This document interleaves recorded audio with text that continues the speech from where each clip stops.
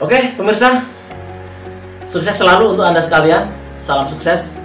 Mudah-mudahan Anda diberkati Tuhan, keluarga Anda diberkati Tuhan, pekerjaan Anda diberkati Tuhan, bisnis Anda diberkati Tuhan, dan segala hal tentang kita semua diberkati Tuhan.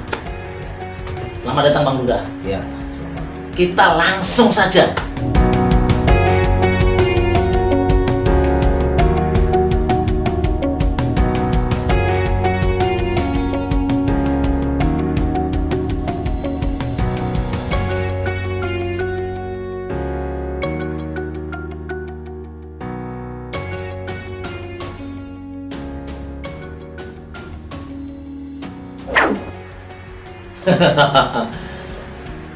Bang Luga kelihatan ganteng nih. Sama saya juga paling ganteng saudara sebenarnya. Karena Tuhan. Tapi jangan ngomong-ngomong ya, ini rahasia kita. Saya cuma kasih tahu kalau saya paling ganteng. Tuhan Yesus paling ganteng. Yes. Luar biasa. Bang Luga, dalam kisah Tuhan Yesus, sebelum Tuhan Yesus memproklamirkan pekerjaannya, dia ditahbiskan dalam sebuah ritual baptis oleh Yohanes Pembaptis. Jadi sebenarnya dalam kesempatan yang hampir sama ada dua nabi gitu kan. Kalau saya melihat seperti dalam perjanjian lama ada Musa, ada juga Harun gitu kan. Ada Habil, ada juga Kain gitu kan. Terus perjanjian lama mengisahkan banyak sekali nabi yang datang secara bersamaan, seperti Daud dengan Saul misalnya, seperti Elia dengan Elisa muridnya gitu kan, seperti itu. Nah, silakan Bang Luga paparkan ini, maksud dan tujuan apa sih? Apakah memang ini sebagai rancangan Tuhan bahwa nabi yang datang bersamaan ini salah satunya sebagai saksi mungkin misalnya kan, seperti itu. Silakan Bang Luga. Keberadaan Yohanes Pembaptis itu adalah sebenarnya keberadaan dia sangat penting untuk memberikan kesaksian siapa Yesus. Jadi sebenarnya kan dua nih yang memberikan kesaksian siapa Yesus, Ya. Yohanes Pembaptis dan Muhammad. Muhammad juga menulis tentang siapa Yesus di dalam Al-Quran, bahwa Yesus adalah hanya nabi, Yesus tidak disalib, versus Yohanes Pembaptis. Ya. Jadi ini dua kontra besar. Ya. Yohanes Pembaptis dan Muhammad. Muhammad bertemu dengan malaikat Gabriel, Ya. Jibril. Nah, Yohanes Pembaptis, apakah Yohanes Pembaptis bertemu dengan malaikat Gabriel? Tidak. Sebenarnya tidak. Tapi kelahiran Yohanes Pembaptis yang memberitakan adalah malaikat Gabriel. Jadi Yohanes Pembaptis ini punya bapak, namanya Imam Zakaria. Pada waktu Imam Zakaria melakukan membakar korban di Bait Allah, maka tampaklah seorang malaikat.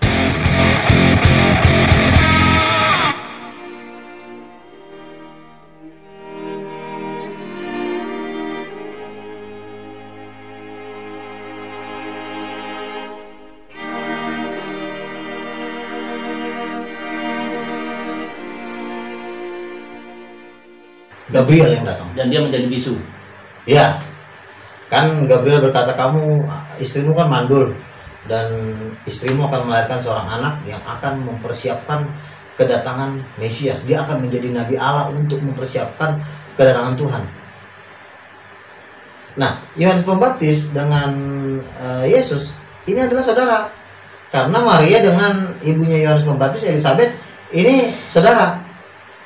Ya. Gitu loh. Jadi mereka hidup sejaman. Jadi kelahiran Yesus sudah ada dipersiapkan oleh malaikat Gabriel melalui Yohanes Pembaptis. Jadi, nah, kelahiran Yohanes Pembaptis ini pun dengan mukjizat. Ya. Apa? Mandul. Si Elizabeth mandul. Kamu akan melahirkan seorang anak, tapi Zakaria nggak percaya. Karena dia nggak percaya, dia akhirnya bisu. Pada waktu istri Zakaria mengandung dan Maria juga mengandung, Ya. mengandung Yesus, dan Maria berkunjung ke rumah Elizabeth ya, Eli ya. Elizabeth berkunjung Elizabeth. Enggak dong, Maria yang Oh iya, berkunjung. Maria berkunjung. Maria yang berkunjung ke rumah Zakaria, ke rumah Elizabeth. Iya. Dan tiba-tiba Melonjak. bayi yang dalam kandungan itu kan si Yohanes. Iya. Tiba-tiba melompat.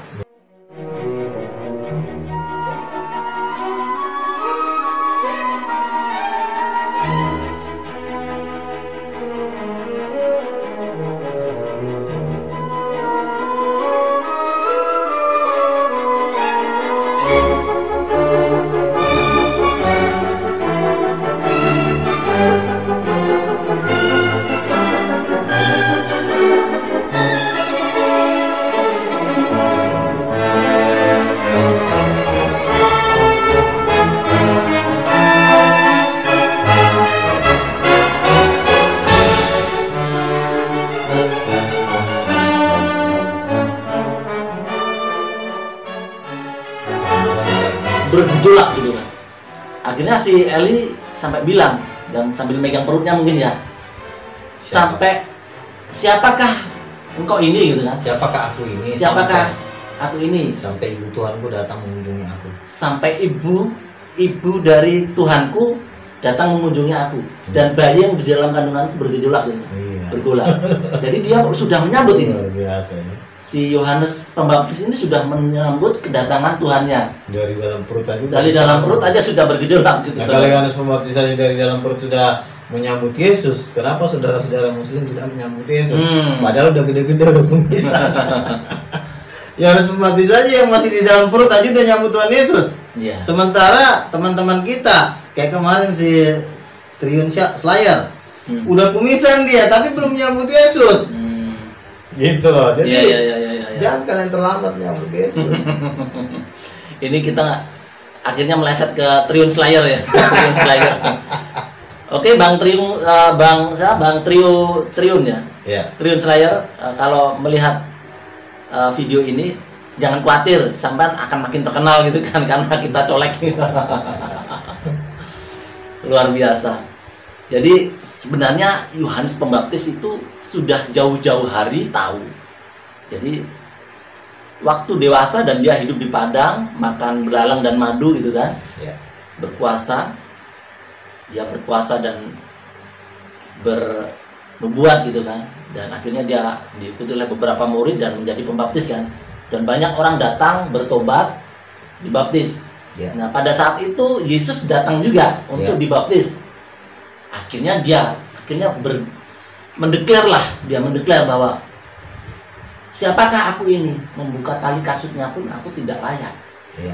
Tetapi Tuhan Yesus berkata, biarlah semua yang ada di kitab suci tergenapi gitu kan. Iya. Kamu baptis saya aja gitu kan. Gitu kan? Iya. Seperti itu. Jadi sebenarnya jauh-jauh hari sejak dari kandungan lah dia sudah mengenal gitu kan. Iya. Makanya begitu ketemu lagi Tuhan Yesus dan dia kembali lagi bergejolak. Iya. Siapa aku ini gitu kan. Iya. Luar biasa. Oke, Bang Uza, lagi. Iya, jadi begini. Kan orang-orang ahli Farisi kan nanya kepada Yohanes Pembaptis, "Siapa kamu?" "Akulah yang tertulis di dalam kitab Nabi Yesaya yang mengatakan ada suara yang berseru-seru di padang gurun, luruskanlah jalan. Akulah orang itu."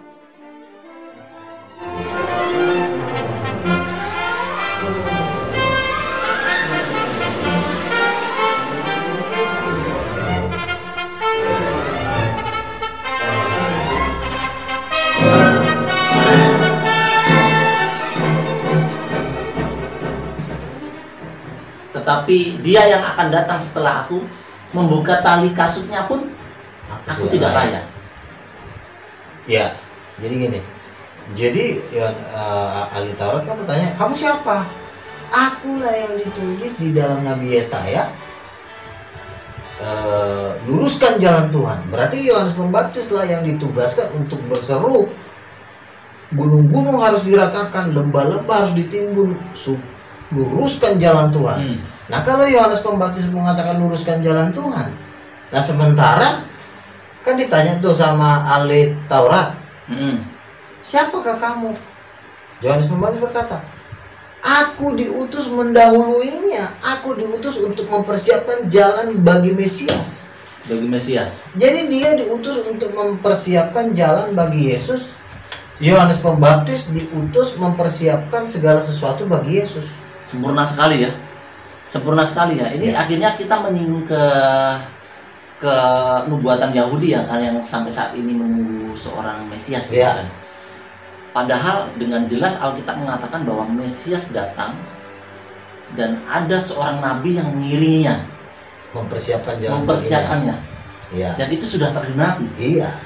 Dan umat Yahudi sampai sekarang masih menanti-nantikan seorang Mesias. Iya. Padahal sebelum Mesias datang ada seorang nabi yang mendahulunya gitu kan. Jadi ada seorang nabi yang diutus untuk mempersiapkan seorang raja yang akan datang, Mesias yang akan datang.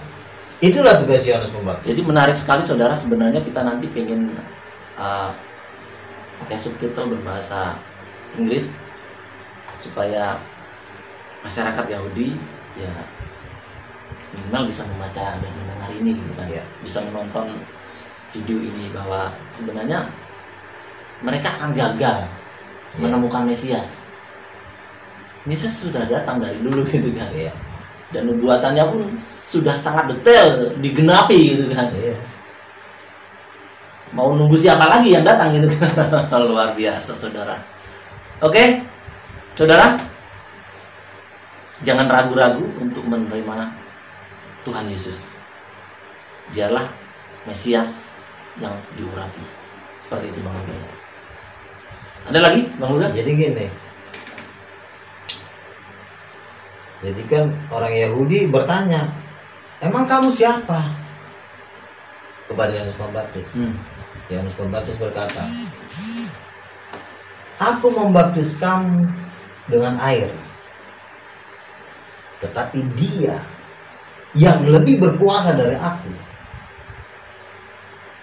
membuka tali kasutnya pun, membuka tali sepatunya aku pun tidak layak. Yang perlu kita garis bawahi begini, penghormatan yang diberikan Yohanes Pembaptis kepada Yesus itu bukan penghormatan seorang manusia kepada seorang manusia. Kalau Yesus adalah seorang nabi, ya, seorang nabi, Yohanes seorang nabi, Yohanes Pembaptis akan berkata, lo nabi, gua nabi, kita sama bro, gak usah ada yang sok ngeri. Itu kalau sama-sama nabi.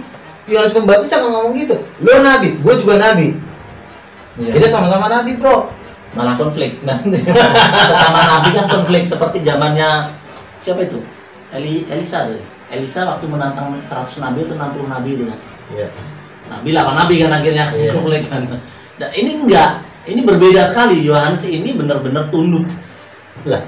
Yohanes Pembaptis itu kan sudah nabi besar. Nabi besar, bukan nabi abal-abal gitu. Nabi besar. Kalau Yohanes nabi besar, dia tentunya tidak sembarangan bertindak.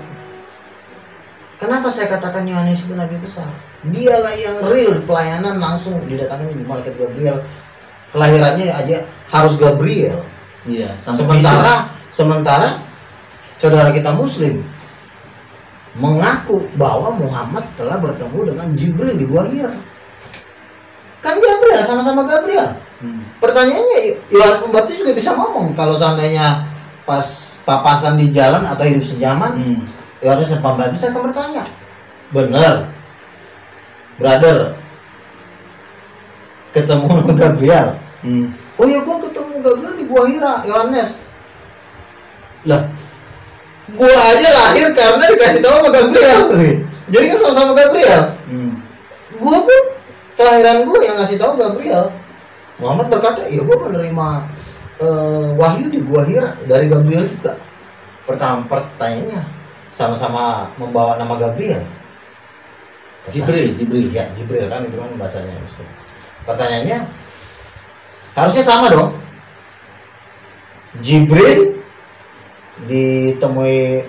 menemui Muhammad, nabinya umat Muslim.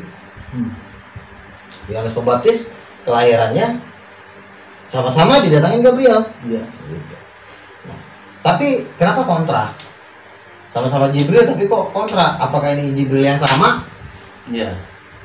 Ya berbeda ya. Berbeda ya. Kalau sama kan harusnya kan sama-sama tidak bertentangan gitu. Tidak bertentangan. Oke. Terus yang kedua, Yohanes Pembaptis berkata begini. Aku membaptis kamu dengan air, tetapi dia yang lebih berkuasa daripadaku, membuka tali kasutnya pun aku tidak layak.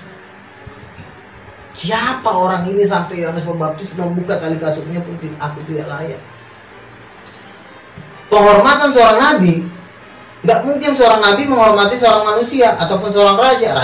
Raja kan masih jemaatnya nabi. Iya, raja masih tunduk sama nabi. Jemaat, iya. Iya. Lo bertobat lo, kalau lo nggak bertobat lo misalkan neraka, kata Yohanes Pembaptis. Iya. Lalu kenapa Yohanes Pembaptis berkata membuka tali kasutnya pun aku tidak layak? Karena dia siapa kira-kira orang ini? Raja di atas segala raja. Aduh, kamu udah menjawab. Karena Yesus adalah raja di atas segala raja. Makanya Nabi Yohanes Pembaptis tunduk. Sampai membuka tali kasutnya pun. Itu adalah penghargaan yang hanya bisa diterima oleh Tuhan. Seorang manusia, tidak ada seorang manusia pun berkata kepada manusia lainnya, membuka tali kasutnya pun aku tidak layak. Gak ada seorang manusia yang bisa ngomong kayak gitu kepada manusia lain. Saudara, saya ingin bercerita. Sebenarnya di zaman itu ada istilah doulos, atau seorang pembantu, atau seorang budak, atau seorang jongos.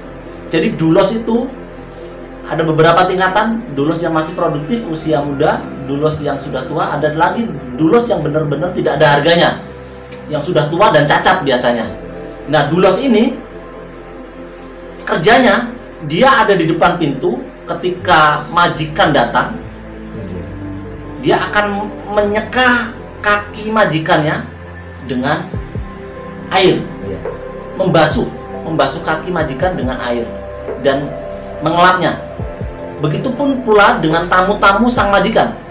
Jadi kalau ada tamu sang majikan membawa tamu, doulos ini akan mengambil air dan menyeka kaki sang tamu-tamu tadi.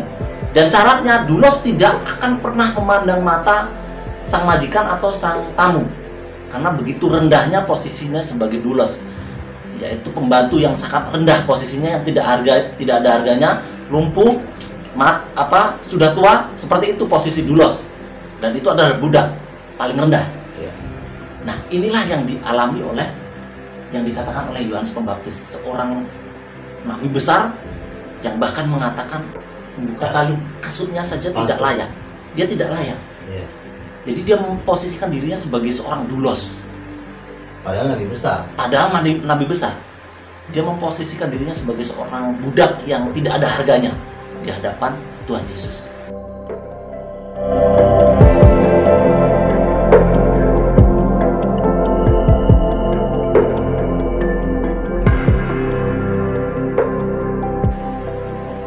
Bagaimana dengan Anda?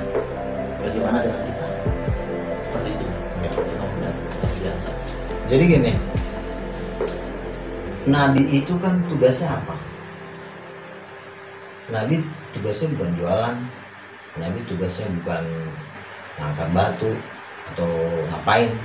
Nabi tugasnya adalah melayani tuannya, yaitu Tuhan. Iya.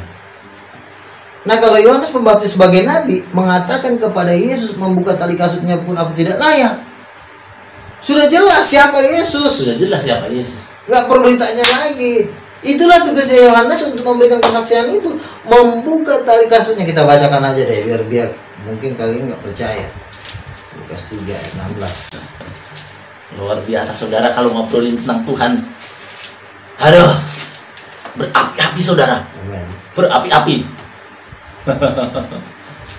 Lukas 3 ayat 16. Lukas 3 ayat 16. Ayat 16. Yohanes menjawab dan berkata kepada semua orang itu, aku membaptis kamu dengan air, tetapi ia yang lebih berkuasa daripadaku akan datang, dan membuka tali kasutnya pun aku tidak layak. Ia akan membaptis kamu dengan Roh Kudus dan dengan api. Alat penampi sudah di tangannya untuk membersihkan tempat pengirikannya. dan untuk mengumpulkan gandumnya ke dalam lumbungnya, tetapi dembu jerami itu akan dibakarnya dalam api yang tidak terpadamkan. Oh. Jadi luar biasa sekali apa yang dikatakan oleh Yohanes Pembaptis. Alat penampi sudah di tangannya dan akan membakar lalang. Alat penampi, saudara. Alat penampi itu untuk ngayak ya, Iya. padi. Untuk memisahkan gandum atau padi yang berisi dengan yang Ya, sekam, yang tidak ada, yang kopong. Nah, itu dibuang. ya, Nah, itulah kita, saudara. Kalau Anda tidak menerima Yesus, Anda tidak berbuah, ya Anda kopong. ya. Tidak ada isinya. Begitu dijatuhkan, tertimpa angin, terbang. Ini alat penampi, saudara. Saudara harus siap. Siap ditampi. Dan saudara berbuah tidak. Kalau tidak berbuah, dibuang ke dalam api. Seperti itu Bang Ujaya. Luar biasa. Oke, saudara, ini nggak ada habisnya ngomongin Tuhan. Luar biasa. Kita akan sambung lagi. Oke, silakan like. Kita sangat berbahagia kalau Anda bisa like, kemudian komentar juga, kemudian share, dan mengajak saudara-saudara yang lain untuk subscribe dan mendukung penginjilan ini, saudara. Oke, seperti itu Bang Lega ya. Yes, haleluya. Luar biasa. Oke, pemirsa, God bless. Kita lanjut lagi. God bless you.